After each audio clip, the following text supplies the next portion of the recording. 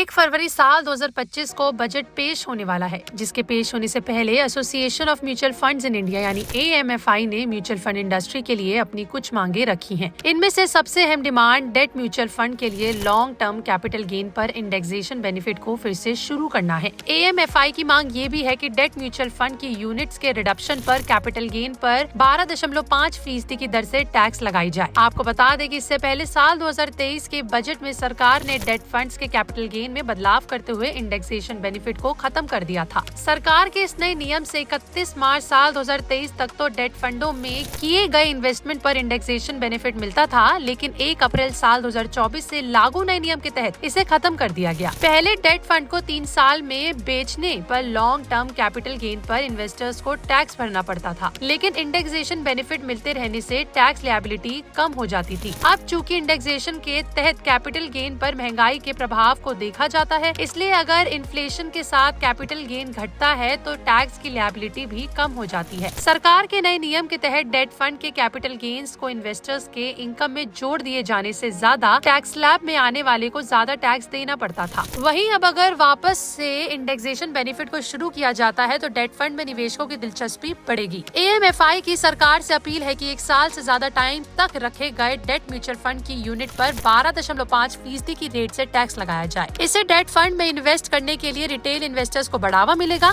इतना ही नहीं, AMFI की अन्य मांगों में म्यूचुअल फंड द्वारा दिए गए डिविडेंड पर TDS की सीमा को 5,000 रूपए से बढ़ाकर 50,000 रूपए करना, फ्यूचर्स एंड ऑप्शन ट्रेडिंग के लिए पहले की STT रेट्स को बहाल करना, सेबी के पास रजिस्टर्ड म्यूचुअल फंड को NPS के समान पेंशन ओरिएंटेड स्कीम लॉन्च करने की इजाजत देना शामिल है। आपका इस पर क्या कहना है? आपकी क्या मांगे हैं इस बजट? हमें कमेंट में लिख के जरूर बताएं।